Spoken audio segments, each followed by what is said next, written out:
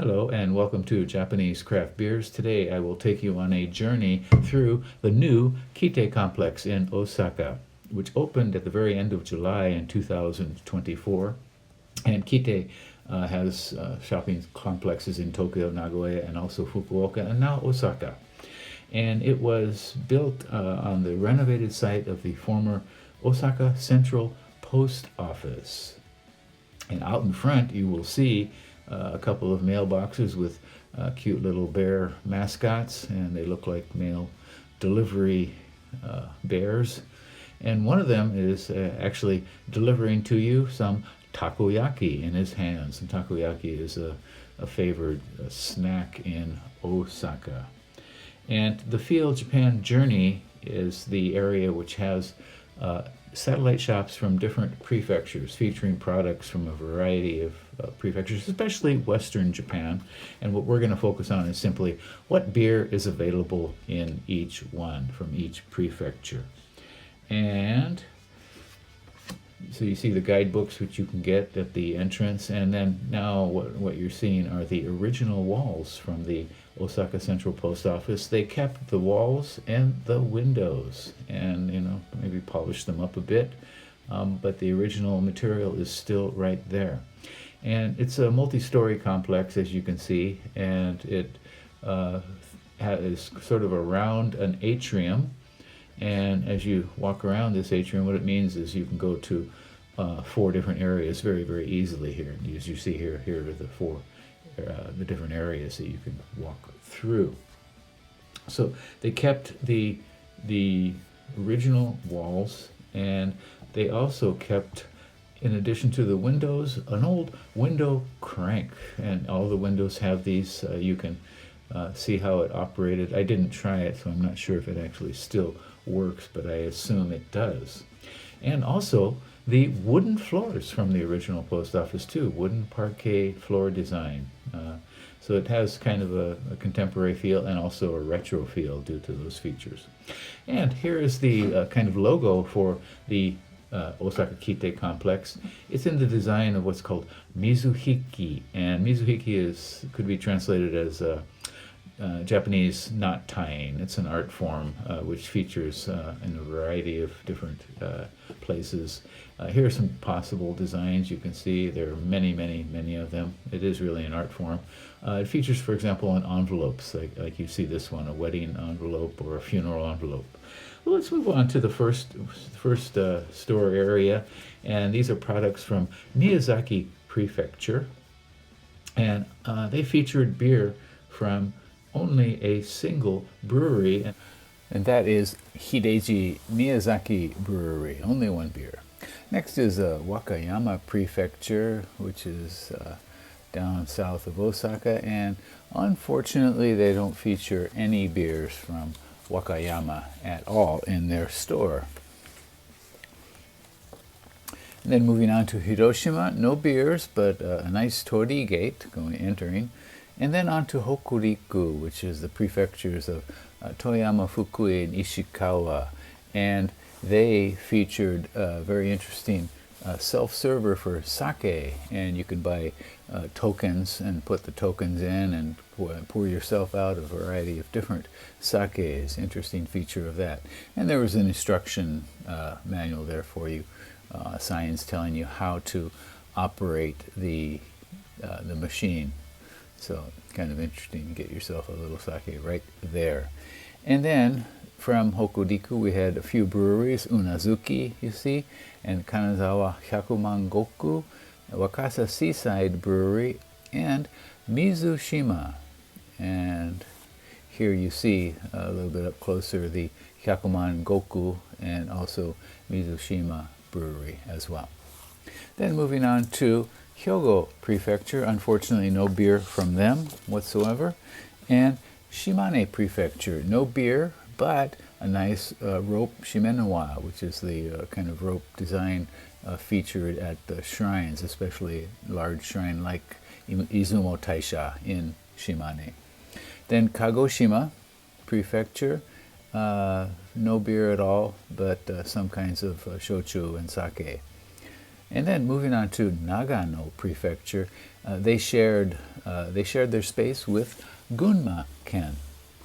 They're both neighboring prefectures in the central part of Japan, and the only beer that they had in the entire location, they had lots of products from both, was this one, and that is from Shinshu Roman Beer in Lake Suwa area.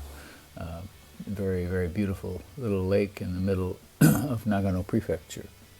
And then Kochi, which is on Shikoku Island, and it's very rural, very much involved in fishing. As you can see, the sign says Tosa, which is the old name for that prefecture. And this sign was about katsuo, which is a very famous fish from there, bonito in English. And it said, no katsuo, no life. The beers were just a few. One was Tosako, and they had 4 different varieties of beer from Tosako.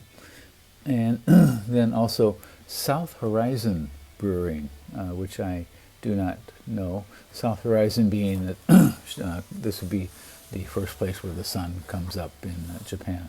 They did have an interesting beer, or interesting name for a beer, called Fungi, the wild beer. Wild East beer.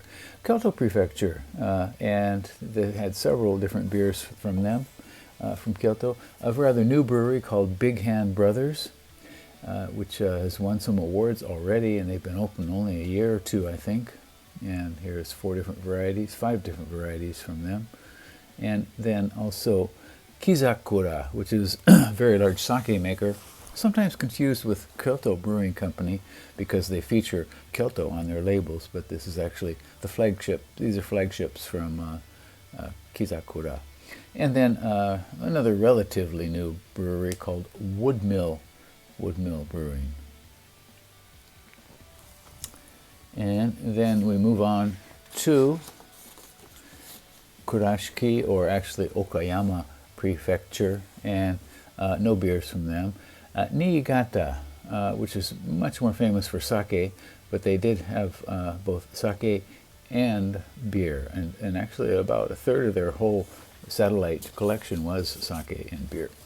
Tsukioka Brewery, which is a new one for me, and then Otoma Brewing, which also I'm not terribly familiar with, and then Alpenblick, which is located on the edge of Niigata and Nagano prefectures, a mountainous area, and actually it's at a ski resort called Myoko Kogen Ski Resort. And a few more varieties from Alpenblick. And then we go down to Sado Land Beer, and Sado is an island off the coast of Niigata Prefecture, and again this is a new brewery for me.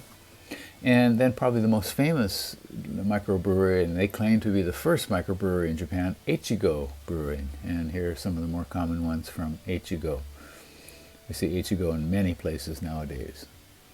And then Hakasan and Gangi Brewing with the stripes on it. And Gangi I've never had anything from them yet, so I gotta get back and try some of these. But Niigata is probably best known for sake. They produce some of the highest quality rice in Japan, or at least say they do.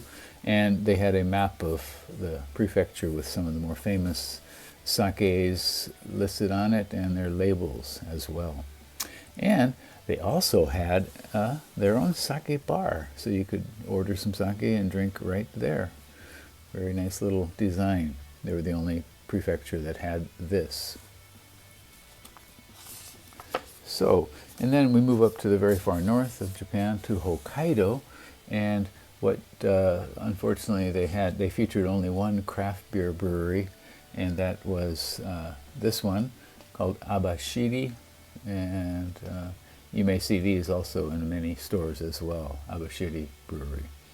And one more beer they featured was a major brewing company beer, and that is Sapporo Classic, which bears the sign only Hokkaido, but actually you can get it in a lot of different places.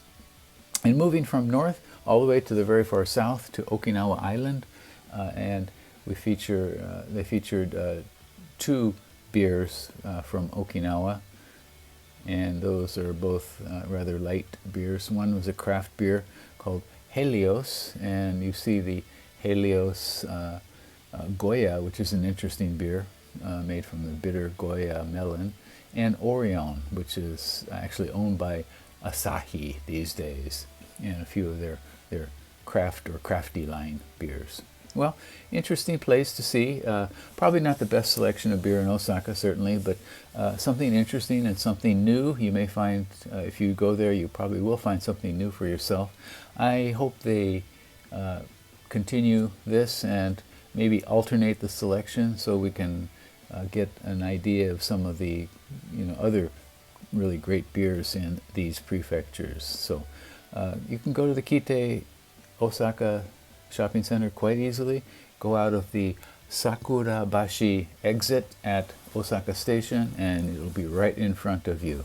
So see what you find there. Have a good time. Leave me a comment and tell me about it. Okay? Bye-bye.